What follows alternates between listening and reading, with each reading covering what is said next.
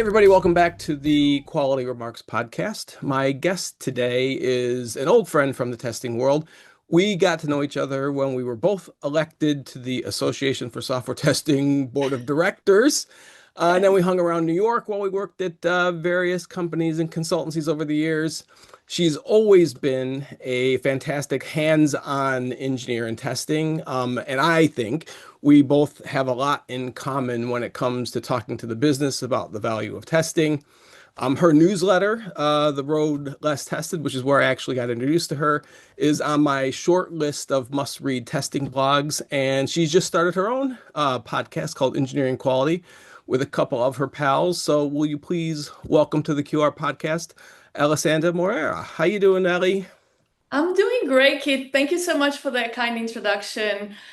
We have known each other for a long Yes, time. we I was have. trying to remember like the actual moment that we met.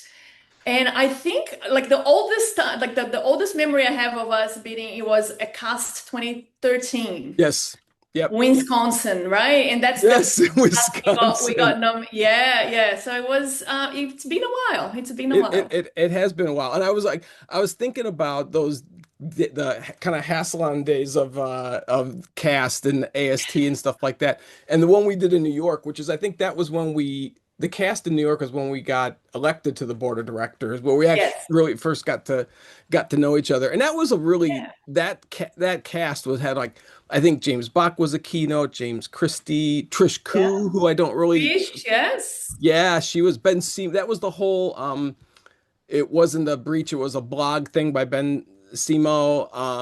I think that was the very first time in New York I met Elizabeth Zagroba and I tried to hire her. She Yes. turned me down. Why wisely turned me down. But I would, aside from some of the funny stories, and I remember the whole And I I know can't believe how long it's been too. Like when you look back, it doesn't feel that long, but it's no, it been. doesn't. It doesn't. But that was over a decade ago. I know. But I remember one of the first times I thought, okay, we're gonna get along was we were at that board of directors dinner, and where were we? And somebody started licking their plate, and I was like looking to myself, what the hell is We going look on at here? it, yeah.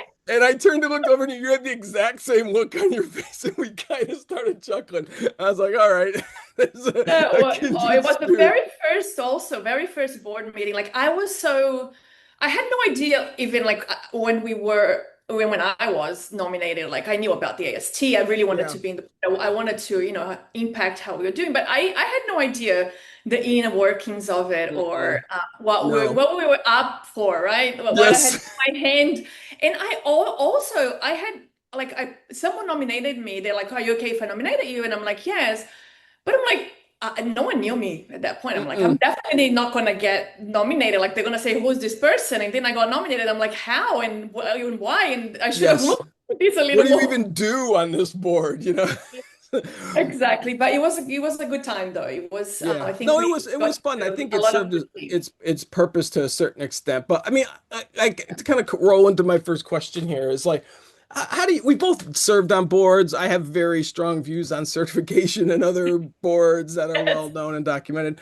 Do you think there's any, and it's kind of coming up again with AI, which we'll talk a little Yeah. bit about, but that's kind of, it's a buzzword bingo right now. Do you think there's any place for that kind of like regulation or boards or certification stuff like that anymore? Is it served its purpose, or how do you see that, a place for that? Look, my mind changes about this, every so often, right? So where I am right now is I see because I work with people in different countries where, Mm. it's much harder to find a job than what it is here in the US. And for companies that are hiring testers and they have no idea what a tester does, that's one of the things that they do to differentiate people. So even though you and I know that that doesn't make a tester any better, Mm. sometimes it makes them much more rigid than anything else. That is something that a lot of testers still do today, just so they can get hired. Right. So, I used to be super critical of people that took certifications, even though by the way, I don't know if you ever talked about this, but I do have two ISTQB certifications, by the way, but I um, have not to just interrupt. I sat the pilot course for when it did was still the you? ISEB, and you know what number my ISEB certification is? What? 3. I was the No third way. person to take the STQB. See, But the world goes around, right? I yep. mean, my number is in the hundreds, but it was because I did it in Australia and over there it's All called right. Okay. TQB. But that was over 15 years ago as well. But Mm, anyway, going back to your question, I think if we're talking about should people get certified, I think that's one question. mm. Another question is, does it serve the purpose that people think it does, which is, Right. does it make people know testing better, test better? And those two questions are the answers are very, very separate and different. So, Hmm. answering the first question, I think, should people get certified? I think that's very context based, like Right. depending on where Right. you work, depending on the type of job you're trying to find. Some organizations, some medical places or places that are audited all the time, they actually ask for some sort of certification. So you have to have Right. one regardless. So I think, should you get one?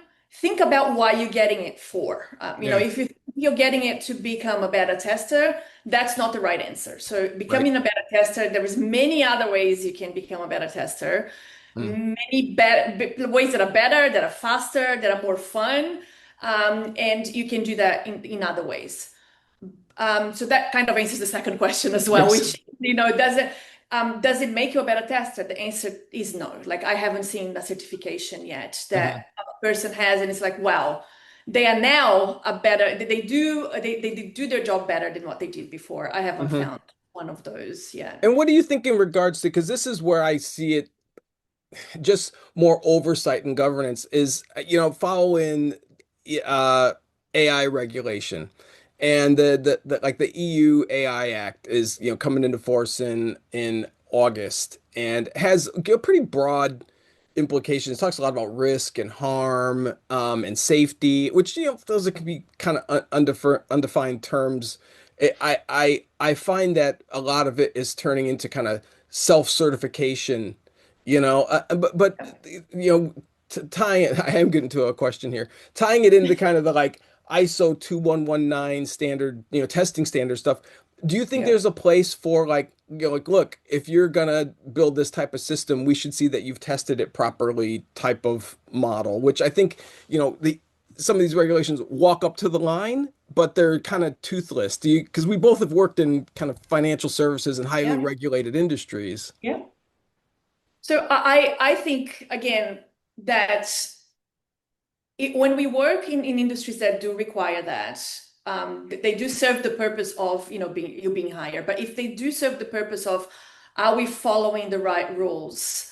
Mm. Um, it is one way to find out about the rules, but there's other ways for you to find out what the rules of your particular industry is. I've worked with the Australian Stock Exchange in the past, and they had their own set of rules that we needed to do because we got audited all the time. Right. But there was not a certification for it. They had their own training, they had their own papers that you had to read and follow and make sure that when you audited, they would check on that.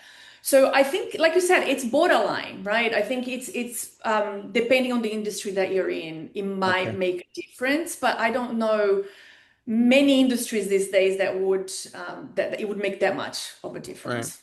Are you into the because I've gone back and forth, but are you a kind of process standardization person? Like when you're talking to an organization about getting better at, testing, do you see, we should all act the certain way? Or I think I have been for a while. I kind of go in and out depending on, Yeah. the org. I mean, what's your view on that? Yeah, I'm with you, and I think, again, it's yeah, we're gonna. I think you're gonna hear a lot of that in this podcast. Like, it's context driven too, right? Yes. Depending on the organization you're in. I have, though, been much more rigid in process than what I am right now. I Okay. feel like I'm moving more towards a, a framework type of creating. Let's create a framework or Right. scaffolding that we can use, but then each team can kind of build on top of it Okay. themselves. So instead of like everyone must follow this process, every team, if we have multiple teams within an organization, let's say that does testing, everyone needs to follow this exactly as it's written Right. in a more flexible way. Like we set the baseline almost and say, this is the minimum we should be doing. These are the other guidelines that might work for your team and your context. Right. But if you have other ways of doing it that it's not going to, either clash with other teams, with what they're doing. I tend Mm. also to be less flexible on tools than on Right. Right. processes as well these days, right? Because I've worked in teams as well, like where the company grew really fast. And then each particular team had their own set of tools that they were using. And then that can create a bit of chaos.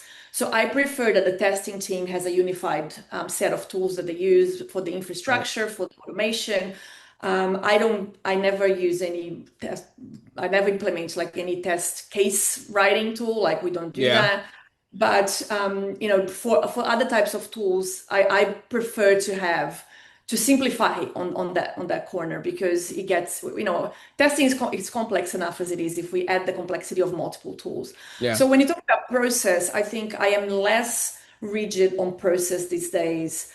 But I do think that there are some processes that help, like, that we can have that do help the team speak the same language, have the same vocabulary. Like, so it's kind of really going back to setting a baseline in a framework Right. more than a rigid process. And so because I always bumped up against that, and I kind of I advise companies more these days on how to set up a COE or run a global app for testing than run them. I've had my turn and I'm done. But it's always the enforcement problem for me because Yes. you're just gonna have to create some kind of like governance model that is gonna just so quickly slide into, cops that Yep. I don't know. I like to always I've always talked about principles and values and things like that. We want commonality there, but like the other stuff, I don't think how it fits and marries into agency with a tester over how they're going to work and too much stuff. Are you like when you're working with clients and doing some consulting work, what do you see they want? Do they want like heavy-handed stuff or do they, is Agile finally dying or is we're gonna have to kill it dead? So I know, yeah. So again, I find that it depends on the size of the company. okay. A lot of the larger organizations that I've worked with, they prefer more rigid process because it gets to a point where there is a whole layer of management, right? There's a manager of a manager of a manager until you get to Yeah, a yeah. VP. And then you start losing context Mm, in those layers. And I think for us all in engineering and product as well to be able to speak the same language, having process that is one thing that is perceived as helpful, right? But usually when I get to work, especially in a consultancy kind of framework within an organization, I try to understand like what is the problem that you're trying to solve? Like I yeah. try to always get back to that Funny question. that. It's a great question. Right? It's like, well, we don't have enough process for testing. And I'm like, so what problem is that causing? Let's go a little bit deeper on that, Mm, right? Is it causing a problem that you don't know what's being tested and you want to know? Or is it causing a problem that we're finding too many bugs in production and you don't want that to happen? Or, one that's often I hear is testing just takes too long. We yeah. want to go to production faster. Why does testing take so long? I don't know what processes they're using because I want to improve on those processes because I want to get to production faster. So that's the problem then. The problem that you perceive you have or that you might actually have is that, you want to get closer to a CI/CD type of pipeline and you want to have some processes in place for you to be able to do so. So then there are processes that we can implement there, but then there are different types of processes and tools. Mm, And those usually impact the whole team too. It's not just the testing team, right? right, right. About the engineers, we're talking about the whole squad too. So I do tend to try my best to go back to asking the question of why, going back to the why.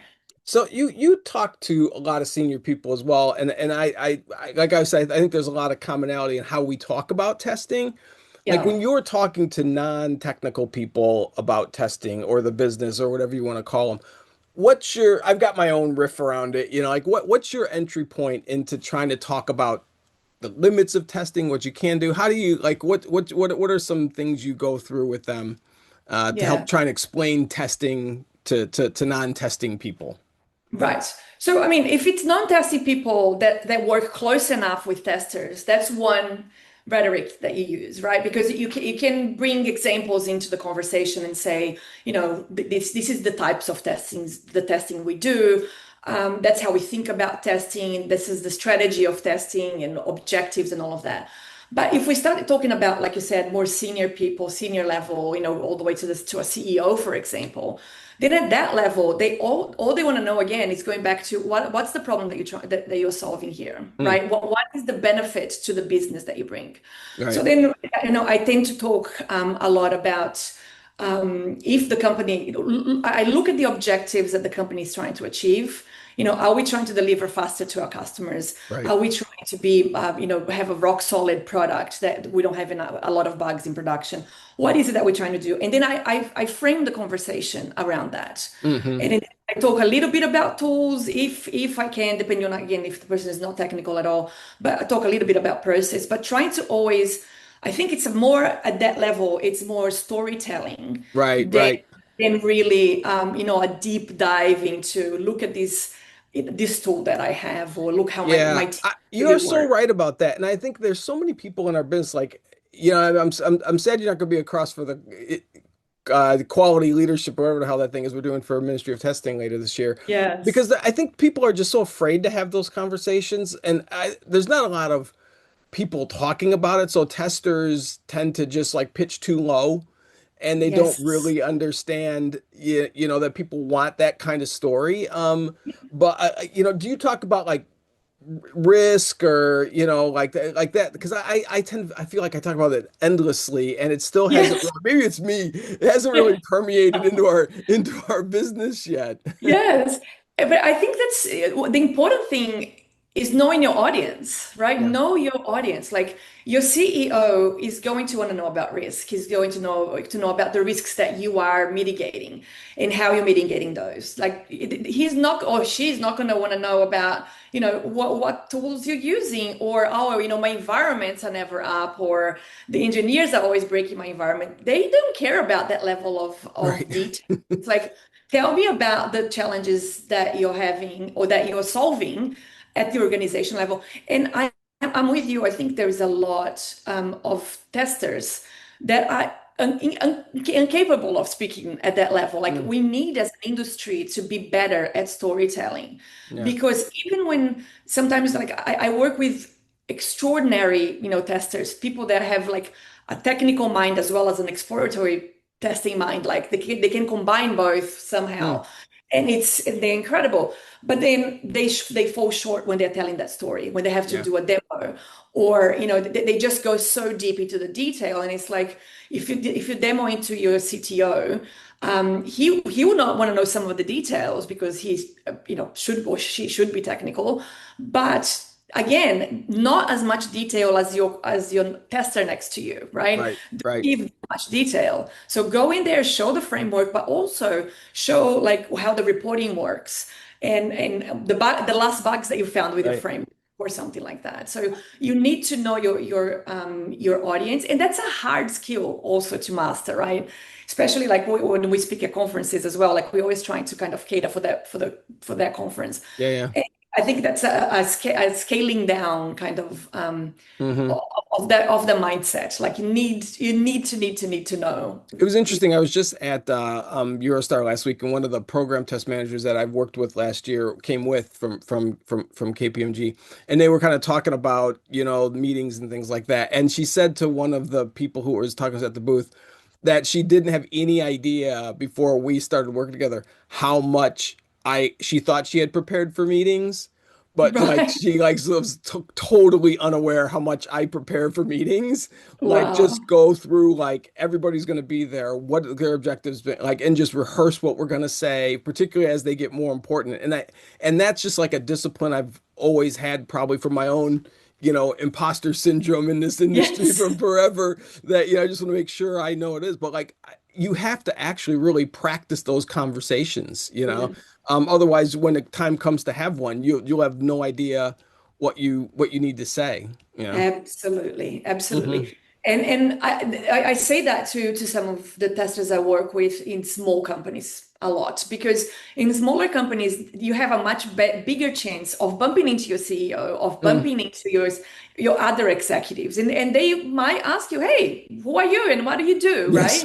So you need to have like that. It's like, "Oh, I test." It's like, okay, so, Hmm. so what? You know what I mean? Like we need to be able to be eloquent about what we do, and I think it's a hard thing for us to do, and you have to practice. If you don't practice, you're Yeah. never Yeah. gonna be there. Do you have like a set, because like a set list of resources for this? Because I always think I go it back to, and I'm probably just old, you know, is like Secrets of Consulting. I still reread that I probably have every it other right year. there. Yeah.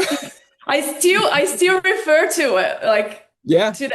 Yeah. Yeah, that one I always go back to Rethinking Expertise as well, the Yeah. Harry Collins book, which I like.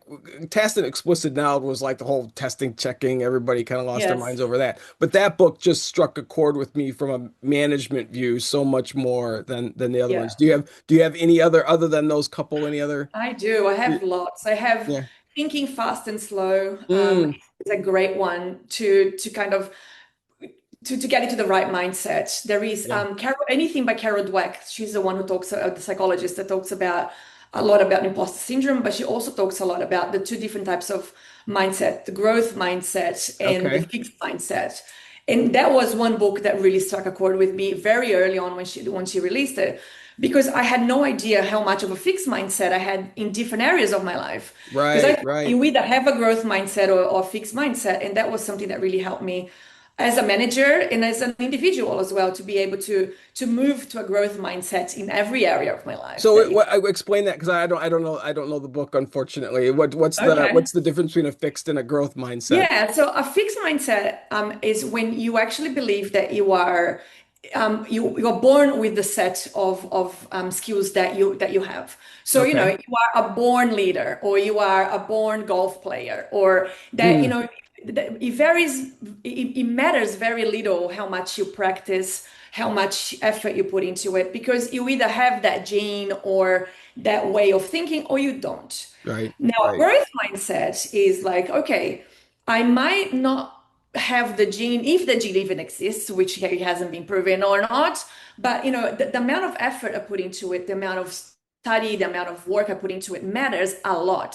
So you can get much better at what you do by trying, by learning about it, by talking to people about it. right. So it's one of the things that kind of really helped me with my leadership skills, because I never saw myself as a leader. I know at the beginning of my Mm, career, I'm like, I am a very good technical operator. I know what I'm doing. I study this a lot, but I don't have like a leadership bone in my body. Like I don't think that's not for me. It's for other people. right, right. I kept getting leadership roles. Like people kept offering, like, can you lead this group, or can you lead that that automation revamp or whatever. And that kept coming back to me, and I'm like, why do keep people keep giving me this? And I didn't know, but and I don't think I was a particularly good leader at that time.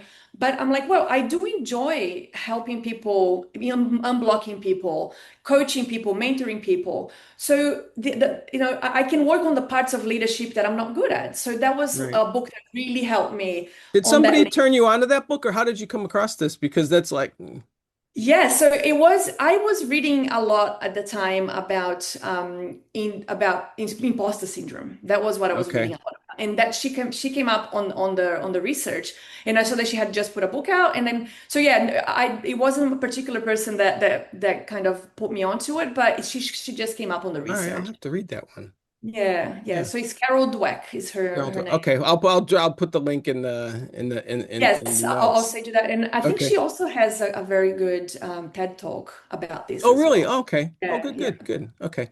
Well, so I guess another question for you is because you're an engineer and you work in testing and kind of you know like that trading zones idea. You're all you know you all you work with different types of folks.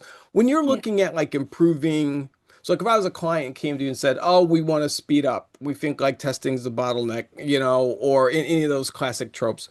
How do you go about like working with like improving stuff outside of your remit, like testing? So, you own testing, but like there's issues elsewhere. How do you go about like building up relationships with those folks or working with groups outside of your immediate control? Yeah, no, that's a good question. And I think that's something that we as testers come across all the time because there's a lot of things that we want to do even to improve the code quality that's Mhm. not under our remit either, right? So we definitely need to. So one thing I think is important is the power of influence and knowing what is in your control. So I've just started reading Anne-Marie Charrett's new book, Oh, the yeah, quality I saw code. that she published. Is it out? Yes, Is it an and ebook still or is it a hardback yet? no, no hardback yet, so only Okay. pub. But I highly recommend. It's amazing, and I'm not new to her writings either. But like, there's so many good pearls in there. And one of the things that she reminded me of was the circles of I got a blank, of course. Influence, is it? Influence, yes. So it's what you control and influence. So your circle of control is small, like things that you can control at work.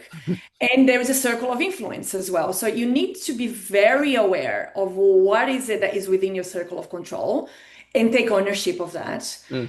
and what's on your circle of influence. So when you know something is on your circle of influence, exercising that influence is something that is a skill that you'll need to learn as well, right? So when I go into a company that when they hire me specifically for a problem, and let's say the problem is what you just said, that they want to deploy to production more often, they want to have what I'd like to call like boring deliveries, like boring releases. They Yes, want to be worried about I like every that. time it's like we're freaking out about One of the earning. times in life you really want to be boring. Exactly. Yes. That's what we aim for, Yes. releases. So if that's what they want to do, I usually set the expectation up front that, if that's what your goal is, it's not just a testing. You're not only going to have transformation in testing, you're going to have transformation across engineering and Hmm. sometimes even product. And then I asked that question at the beginning, like, is that something that you are willing to do? Is that something that we can do? And is that something that's even under your remit, the person that's Hmm. hiring me, right? Because it might be the CTO hiring, but they can't influence the product side. Or it might be the VP of engineering that's hiring me, and the VP of DevOps might not be on board with it. It's like we're gonna need to have everyone on board. So I like to set expectations, is one thing that I try to do. And then when I'm having the conversation, so let's say I'm working full time for a company, which I'm doing right now, and as the time goes by, like your objectives change. Like you achieve one thing, and then you're achieving the next thing. And once you get to that point, it's like, well, now I'm working on something that I have to influence other people. Right. So I think the first good big thing I do is find allies, Right. find Okay. people within the other teams that are suffering from the same issues, the same problems, right? And bring them along and say, hey, I'm thinking about this new solution. It's going to impact your team, but the solution is going to impact your team, but how is the problem impacting your team right now? Let's Right. have a Right. conversation about that. So finding allies is usually the first thing that I go seeking, like, at any level. It could be like a technical lead, it could be an IC, it could be a manager, someone that I know from conversation that are suffering from that same problem. Hmm. And then together we start brainstorming, how can we then increase our circle of influence? Because now we have two circles of influence. You have Yeah. mine Yeah. Yeah. and this person's as well. And then we can start talking about how can we continue with that influence. And then once we have, a good core group of people, then we start talking to decision makers. We go to, the CTO, we go to the chief product officer or whoever it is with solutions to specific problems and try to get buy-in there, because it's all not well and good to get like grassroots projects and processes done. And I think a lot of those are super highly successful.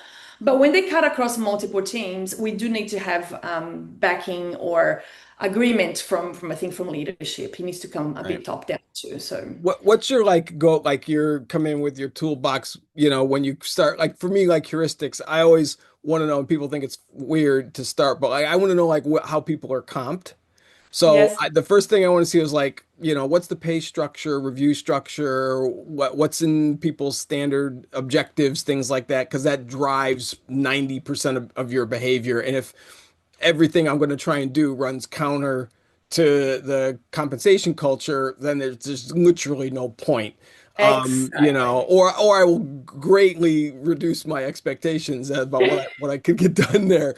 Do you have any other little like kind of like little things you're looking for? Like this is the high performing org, or this is gonna have a big problem. There are little things you look for. Yes, definitely. I think that's a very good one.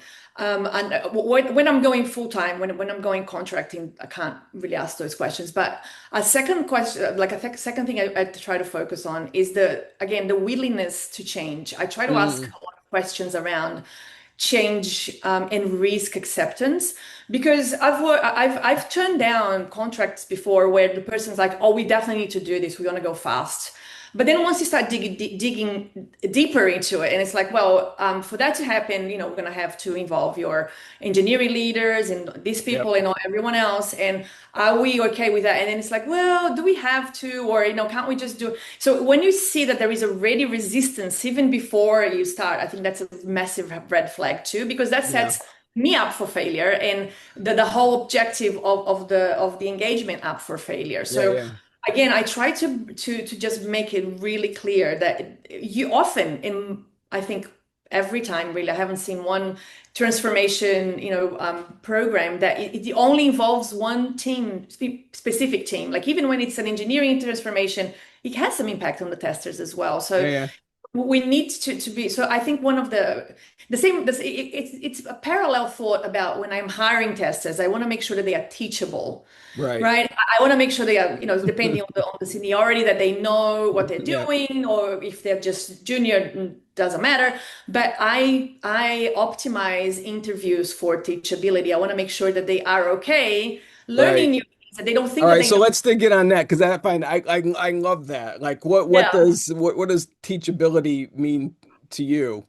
Yeah, so I think, it goes back to that fixed mindset and Okay. growth mindset, right? It's someone that is willing to be coached. It's someone Mm, that's willing to grow and someone that's doing that already on their own. Like they are yeah. they are always constantly learning. It's someone that's like, hey, we in technology guys, like we cannot just sit still. Like I learned how to test, X years ago, and that's how I want to test forever. Like I can't take my set of tools and rigidly implement that leadership set of tools in every company I go to. Hmm.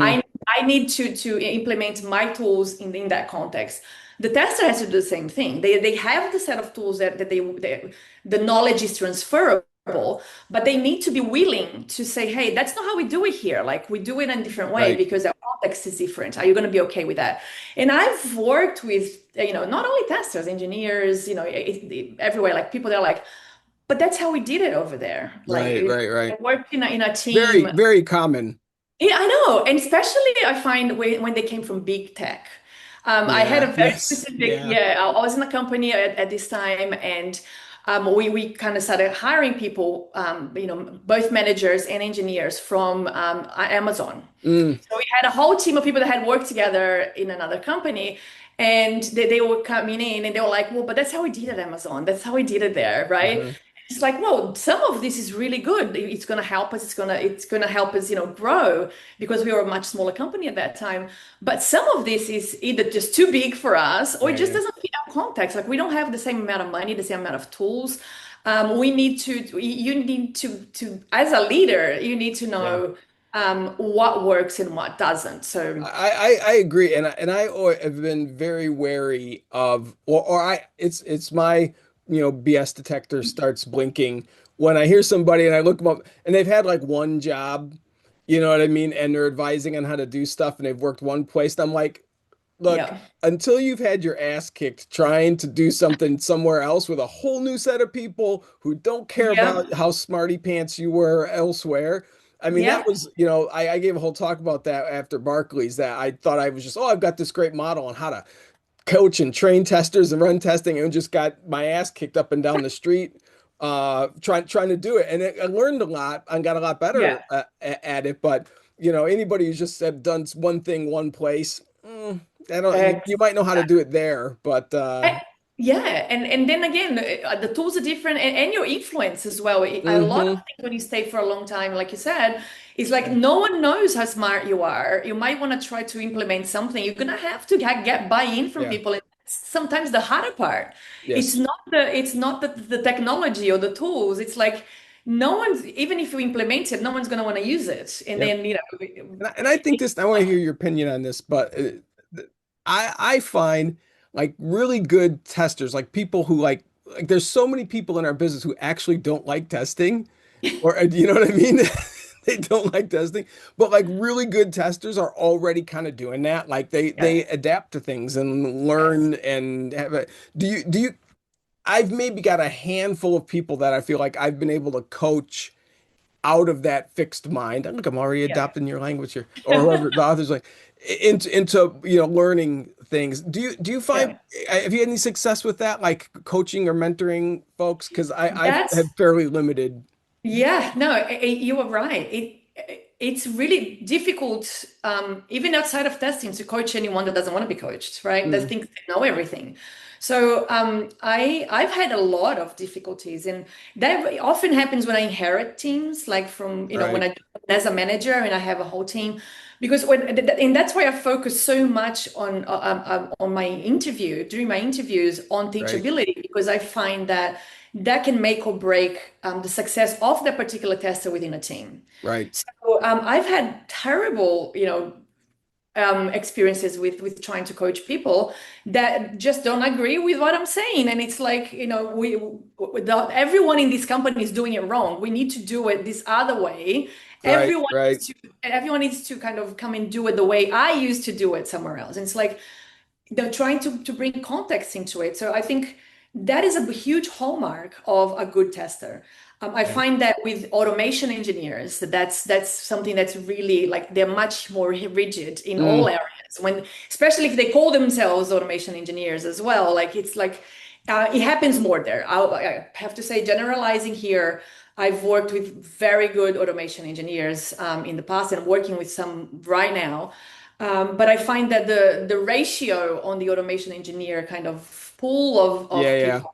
As a They're really class, right, within testing, yes, I mean, I find them to be like incredibly rigid. You know what I yes, mean? And they're yeah, also to me fall into that group of like people who work in the testing industry who don't really love testing. They love yes, writing code. They love seeing green lights. They love, yes. and I'm probably going to get loads of hate for this because I've worked with some really good automation engineers who view Same. it as an extension of testing and everything else that I think it should be. But Yep, the commoditization, yeah, yep, onslaught we've suffered from for the last 20 years now, Jesus, 20 years, yes, has had that impact on them. yeah. So what do you do with your management team when you take over? This is another little controversial thing I do. I generally turn over probably 80% of my management team if I take over a new team. I Yeah. just have to handpick the people Yep. that are working with me. To be able to Do you do the same implement. thing? Yep, yeah, absolutely. So I think have you read the book First 90 Days? No, I haven't. Oh, get on. Good That's book a book recommendations. about what to do. Like it gives you like a framework of how to succeed on the first 90 days that you join a company. And I find Okay. that as an employee, that's really helpful because I set my goal for like 90 days, what I want to achieve. Right, Instead of right. kind of just doing everything at the same time, like you pace myself and but not don't leave things too late as well. It's a great book. Hmm. And it also so what I was going to say relating to your question is based on that book, one of the things that they say there that I have started doing and it's really helped me is one of the first things you do is you assess your team when you Hmm. get to a new. So, look at them, what not only on the technical side, yeah, that's important, but what are the values, their principles around testing? Because if you need to implement change, on a two level or three level, if you have, managers managing managers, Hmm. you need to they need to buy in. Yeah, You'll yeah. never get any change through if you don't get your leaders believing in what you are saying and then again, and I'm not even saying that I'm bringing all the solutions. More than half of the time, I bring my experience and the solutions we actually find within the team Yeah, yeah, ourselves, yeah. right? So we're going to have to brainstorm together. We're going to have to look the change in the eye and say, the problem in the eye and say, we're going to have to change. Yeah. Do they have an open mindset to that they want to change? So I think I haven't had to fire a whole team yet, Okay. but I have had to fire some leaders that would Right. report it to me because not only on the management side, but also technical leaders like staff as that's or staff testers that are, highly operating Right. individual contributors.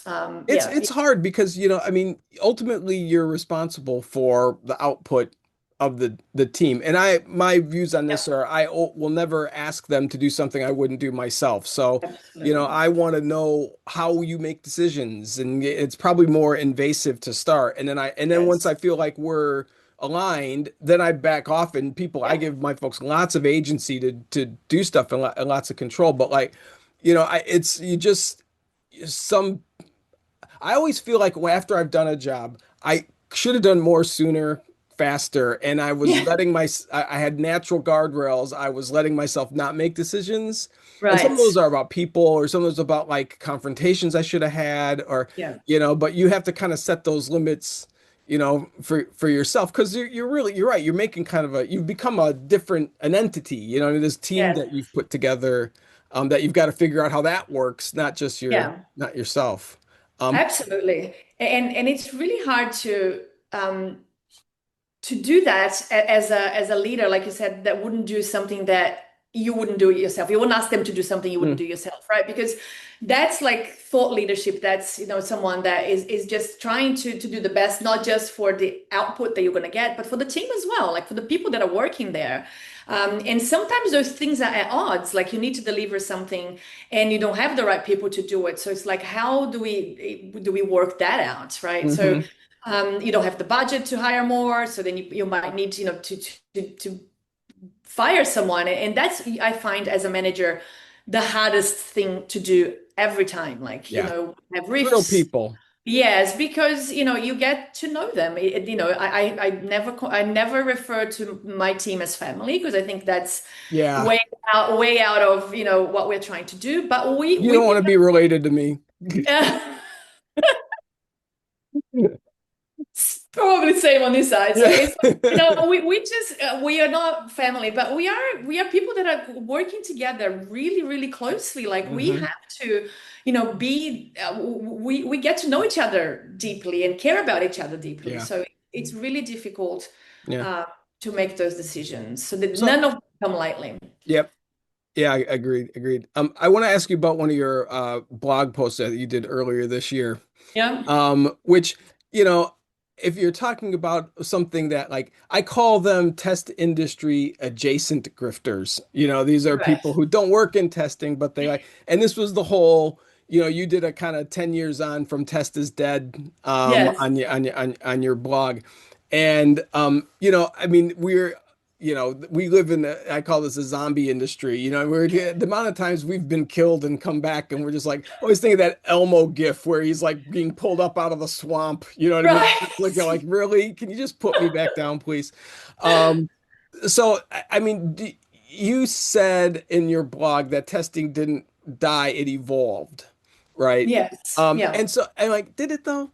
Did it though? Well, I think that the right phrase there probably is it has evolved, but has it evolved in the right areas? Yeah. Because I think we do testing I a loved little the blog bit. post, by the way. I loved it. It was Thank good. you. That's okay. I'm okay to get criticism too, so that's totally fine. I kind of had once you're writing online, you just have to be okay with Yeah, it. you got to That's get totally thick okay. skin if you're going to publish. Oh my God, do you Mm. ever? I think it has evolved, but if we're talking about has it evolved in the right areas, I think the answer is no. I Mm. think, especially for us that have been really deep into the testing industry and having been trying to teach people the value of testing and the commodity issue that you're just talking about, like that Mm. we do bring value outside of the number of test cases that we have automated, or Right. outside of the number of passing test cases, right? Yeah. Or outside of the framework that you're using, or whatever, like that we can point to the benefits of having a tester in the team, I don't think we have gone very far.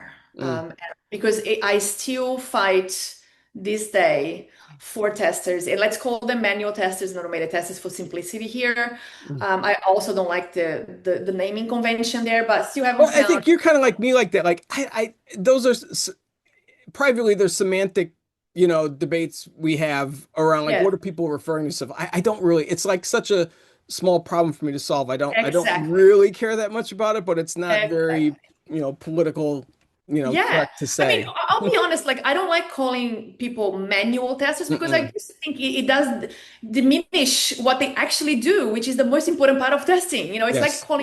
calling leadership skills soft skills. Those are the hard skills. They are not Yes. soft skills, Yes. right?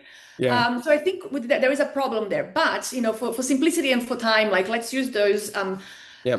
namings here. And I still fight to this day with clients, with companies I work with, to show and demonstrate the value that exploratory testing has. Mm.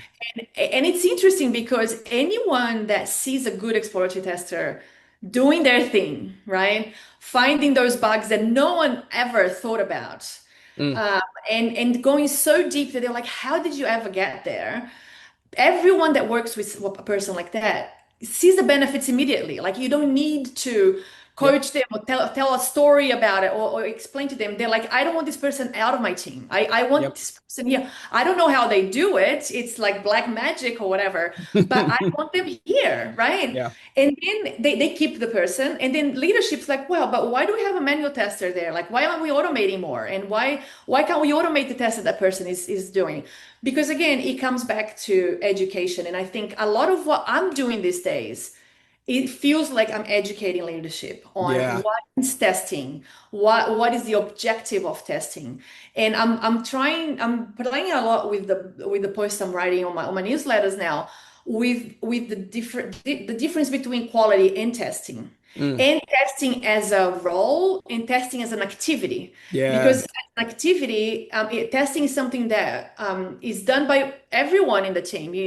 Your PM sits in there and has a quick look at how the UI is looking. Your engineer is hopefully doing some unit tests. So testing as an activity is one thing, and testing as a role is something completely different that encompasses a lot more than just testing. Yeah. Yeah. And that's Yeah. why our industry is in such a mess with naming conventions. It's like, Endlessly. Brian, it's like I'm an automation engineer, so I only want to do automation. I don't want to do testing. And it's like, well, so go and be an engineer. Like an Yeah. engineer is Yeah. there and codes the whole day, doesn't think about the customer, the user, the risk, the consequences. Just do that. Mhm. So there is a part of education on the job that I do now. And sometimes not only with leadership, also with testers, with those that call themselves testers, right? To explain to them what they could be doing more, how they could Yeah. be a better There's some of output. the toughest audience for that, trying to actually explain to them what their job is.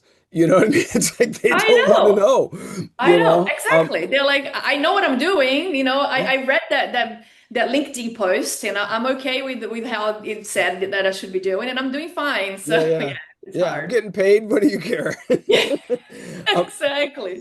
and this is like, and to kind of tie it into a little bit of buzzword bingo, but like with all the AI stuff I'm seeing now, and like honestly, looking, I always pick, kind of tilting at windmills with some of these folks, but it's, I know I'm going to be behind them with a mop and bucket later, at a Yeah, client when they can't use the stuff properly. But again, the claims that get made by people who admittedly never worked in testing, aren't testers, I mean, like, why would you buy something from somebody that has no idea and they're yeah, selling, AI test case generation tools and AI defect predictinator BS, and all this kind of stuff.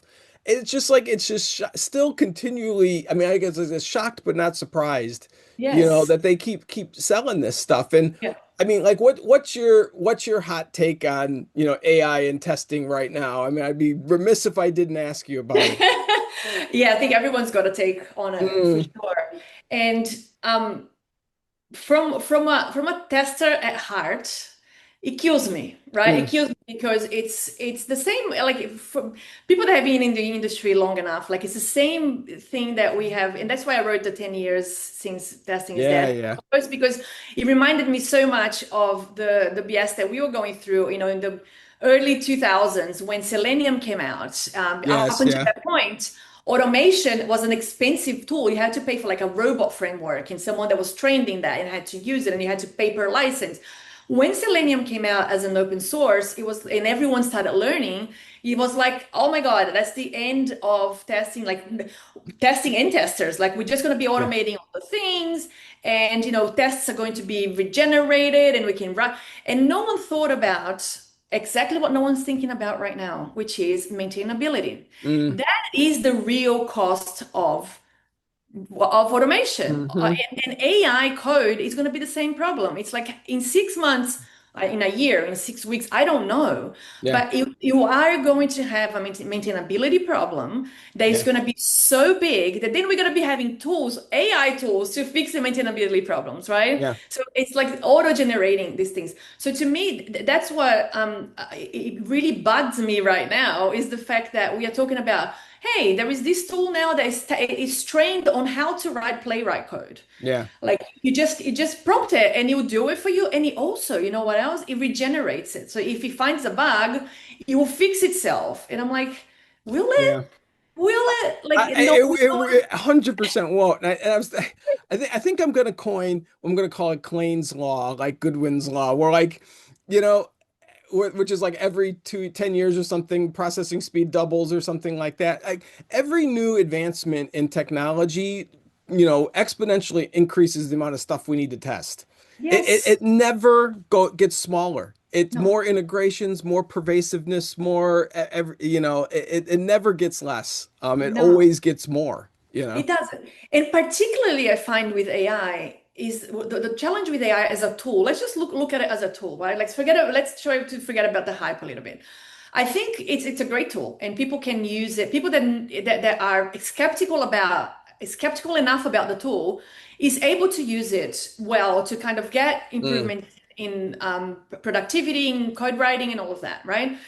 It can help you as a tool, not as a replacement. mm, But the challenge is for me is like we've had like AI kind of tools before, like autocorrect or say Grammarly. I've used Grammarly for years now to kind of rewrite my sentences because I'm not a English speaker like natively, so mm. I still struggle with like sentences in English, writing them down properly. So I've been using Grammarly for a long time, and he would suggest, would do suggestions, and I would sometimes take them, sometimes not.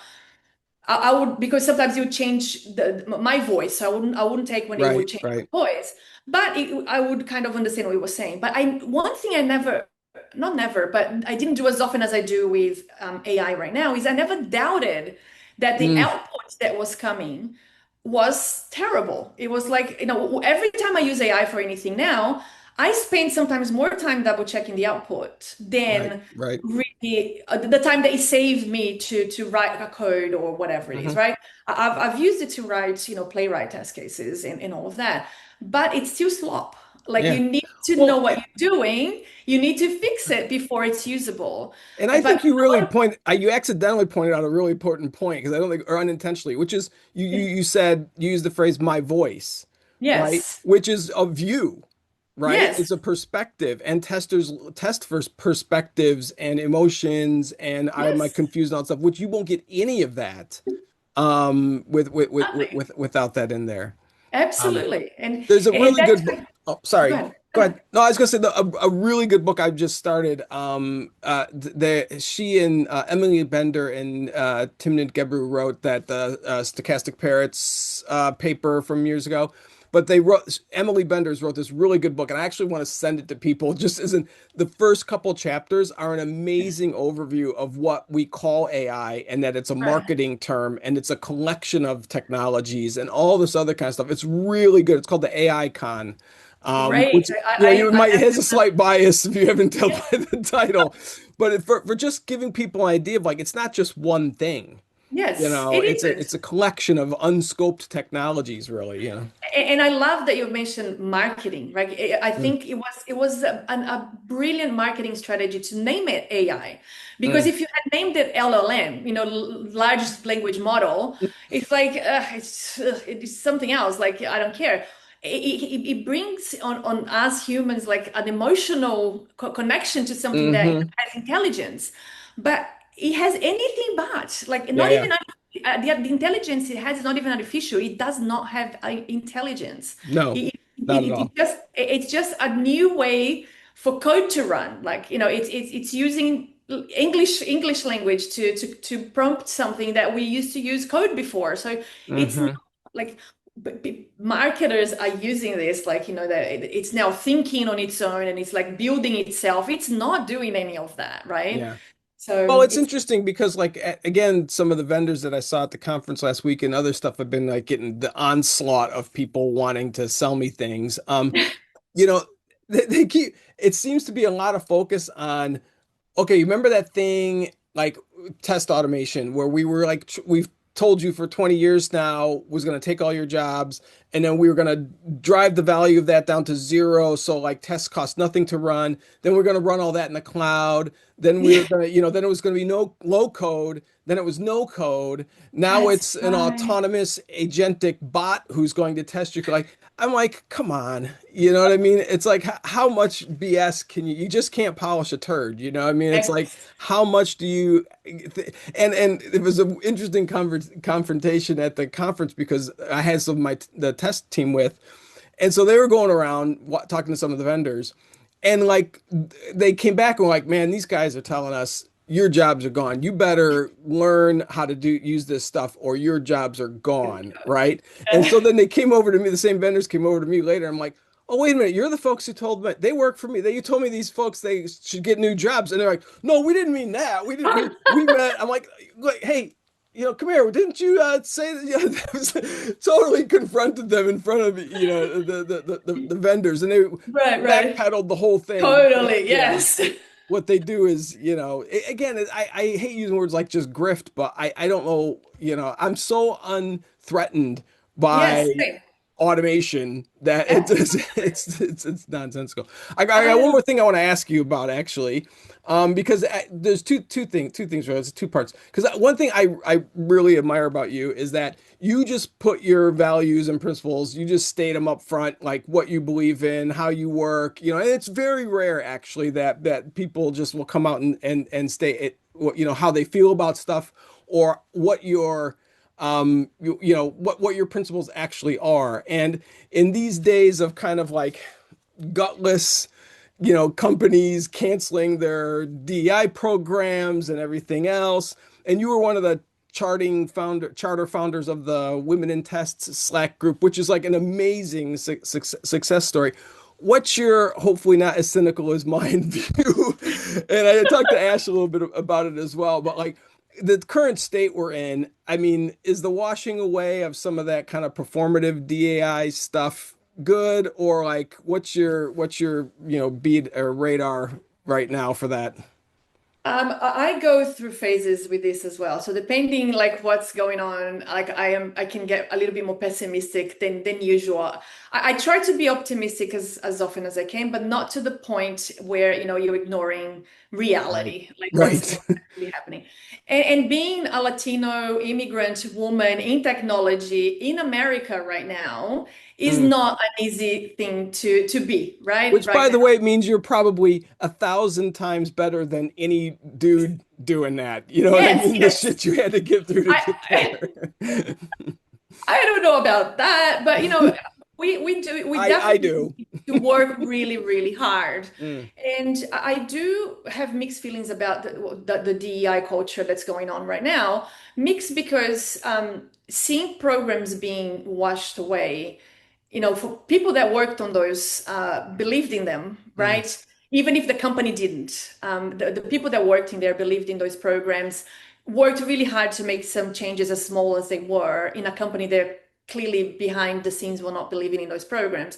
So it saddens me to see these programs disappear because of that, because the people that work there and the changes that they were able to implement that are Mm, disappearing as well. But on the other way, it's unveiling, the companies that really truly believe that the diversity can bring some value to your company, and the ones that never believed in the first place, right? right. So it has a mixed feeling in different levels for me. I don't think I have the privilege of being able to not care about diversity, especially because of the current circumstances.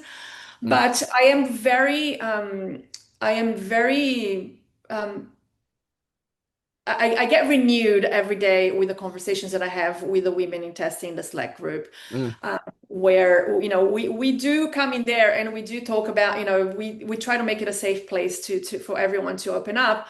And, it's raw. It's like, I can't believe this just happened in my organization now. Like I thought, I didn't think that was the organization I was working for. So, it's terrifying, but it's also kind of, showing who the true allies are. And I've called you, an ally many times, and I still truly believe that you are one of the true allies that never wavered, even from before DEI became like a name that, that people kind of cared about.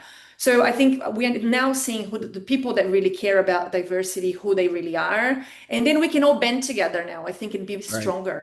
And that's what I'm hoping for the future, that we can get together, and just be stronger. Because I think that the current culture vibe that we're having right now is not going to last forever, right? Mm. It's going to feel like forever because there's 3 more years of it, and it's already feeling like forever.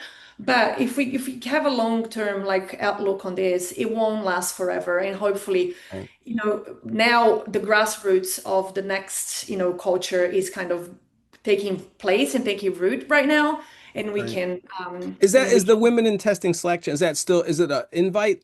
it Is it, is it it's still is alive and going and yeah, live and going, but it's invited by anyone that's in the that's in the group right group. now. Okay. We have more than 1,000 women there now, so it's gone like Wow, that's to grow amazing. really, yeah.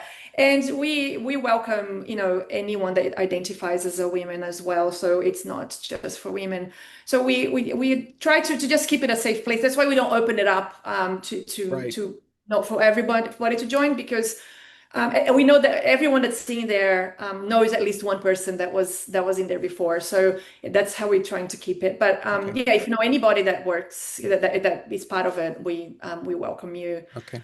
in there. So what are you like before we wrap up here, what are you working on? Where are you going to be at? You traveling, doing anything conference wise, or like what's the best? I'll drop all your links in Thank the you. notes. So but what are you working on these days? So, we've been very busy this year, a lot, very busy. And we're talking about, kids before we Hmm. started recording. And I can't travel a lot, unfortunately, right now in this phase of my life. So, not traveling a lot. But I am going to be speaking at two conferences in New York this year, an Icon conference, which is the tech ladies conference. Oh, And I'm fantastic. yeah, and I'm going to be speaking at the Lead Dev conference in New York as well. So, talking, to a very different audience there, which is not non-testers, leadership in engineering. And I'm going to see how that's going to be. And funnily enough, I'm going to be talking about the real cost of automation. So I don't know All I don't right. know how well received that's going to be on my background, but we'll find out. We'll find out afterwards. Cool. And we are working. Veronica and Royally and I are working on the second season of Quality of Engineering Quality podcast. Yeah. So look out for that. We're probably going to. Highly recommend that to people. Thank It's you. Thank really you. good. I really, and I'm Yeah. very picky. So I really, really I know enjoy it's a very big compliment. So I thank you for being behind us as well. It's very small. We just have conversations, but we've been having a lot of fun, and we always talked about, like, Veronica and Royally are amazing technical leaders, like in automation. And we just love talking about the real deal, like the problems that we encounter on a day to day. So that's coming out in the fall sometime. The second Okay. season, I'm just gonna be dropping there. And yeah, just the All right. newsletter is going on. But if anyone that's listening is in New York in October, Would love to see you on We're those 2 months. planning a trip with my company over there, so if I do get over there, I will absolutely see if you're around. So I'm just Mandatory. talking about New York and looking at old pictures, preparing for this. I was like, that was a very fun time Right? to be in the city. I feel like I'm the only one left here. Like You all of you are. banded, you know? Yes, everyone's Some to we other abandoned you. countries, some to other states. But yeah, we should kind of try to bring the whole gang back together, at least Yes, for I a was hoping we were gonna have a day. little because everyone, Martin and Ash and Paul and Easy are gonna be in Test Bash. So Oh, everyone's gonna be nice. there. So I was hoping, I know, sorry to Uh, I'm not FOMOing right now yeah. at all. Yes. Well, Allie, thank you very much for talking. It was great catching up, and we'll do this again. This was fun, and thank you very much. And I'll drop all the stuff in the links, and we'll speak soon. Sounds great. Thank you so much for the opportunity, Keith, and chatting always. All right. Very, very good. Thank you. Cheers.